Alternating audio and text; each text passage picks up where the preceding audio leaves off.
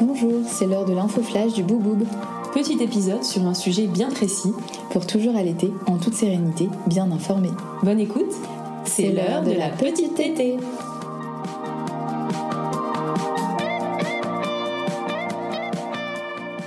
On en a déjà parlé et ça paraît évident. Pour que bébé obtienne du lait, il faut qu'il tète. Et on dit qu'il faut qu'il soit efficace dans la prise du sein. Mais en vrai, c'est quoi une tétée efficace ? Dans cet épisode flash, on vous dit tout, entre la théorie et la pratique, comment on s'y retrouve. Bonne écoute, c'est l'heure de la petite tétée. Alors oui, c'est quoi une tétée efficace ? C'est une tétée où le bébé parvient à obtenir une quantité suffisante de lait tout en stimulant correctement la production lactée. Alors on peut retrouver dans des guides de puériculture des définitions précises pour s'assurer que la prise au sein est bonne. Donc, une bonne prise au sein, ça peut se définir comme la bouche du bébé est grande ouverte, ses lèvres sont retroussées vers l'extérieur, il est en forme de petit poisson, son menton touche le sein et son nez est proche sans être écrasé. Et il prend une grande partie de l'aréole et pas seulement le mamelon. Et cette bonne prise de sein, elle est associée à une succion efficace. Le bébé alterne entre une succion rapide pour déclencher l'éjection du lait et une succion plus lente et profonde pour boire le lait.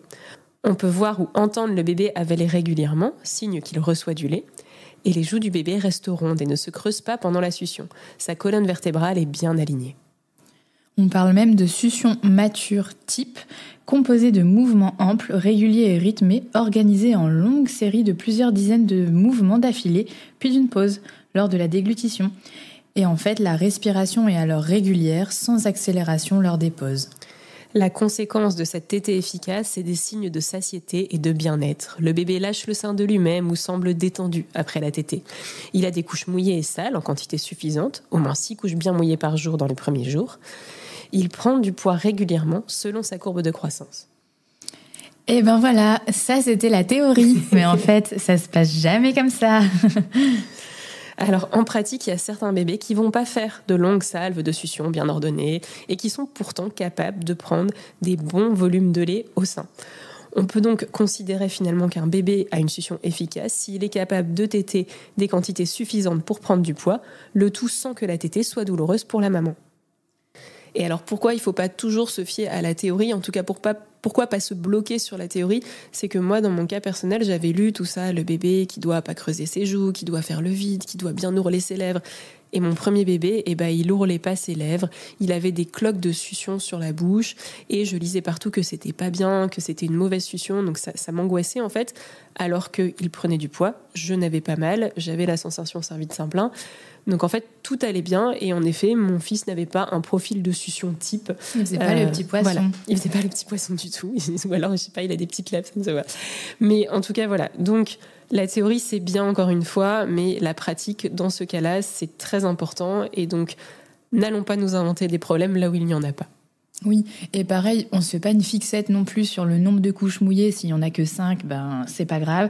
Et pareil, le poids, toujours, l'idéal c'est d'être pesé toujours sur la même balance. Donc par exemple, si tu vois ton médecin généraliste ou ton pédiatre, toujours tout nu. Et on fait les courbes du bébé à allaiter selon l'OMS. Mais la théorie reste toutefois intéressante. C'est vrai que avant d'aller à la pratique, c'est bien d'apprendre la théorie. Donc c'est surtout intéressant devant un bébé qui ne prend pas suffisamment de poids ou une mère éprouvant des douleurs lors des tétées. On explorera alors le profil de succion pour tenter de le modifier dans un premier temps. La tétée efficace, c'est vraiment la capacité du bébé à extraire du lait en produisant un vide suffisant dans sa bouche grâce à la succion. En cas de vide insuffisant, il y aura peu d'extraction de lait, bébé va se décrocher du sein et avaler de l'air. Et en cas de vide trop fort, ça va entraîner des crevasses et des douleurs chez la maman. Et donc, pour être sûr qu'une tétée est efficace, s'il n'y a pas de douleur chez la mère, on a les signes du bon transfert de lait qu'on a déjà dit mais qu'on va redire. C'est les couches qui sont mouillées, c'est le poids qui suit sa courbe, c'est un bébé qui est éveillé. Et chez la mère, c'est une sensation de sein plein avant la tétée, vide après la tétée.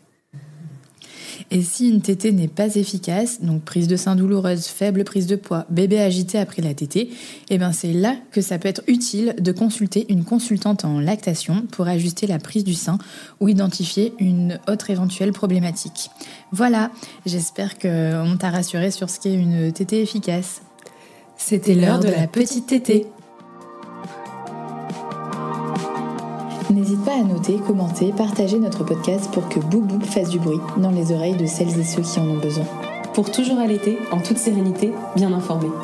C'était l'heure de la petite tétée.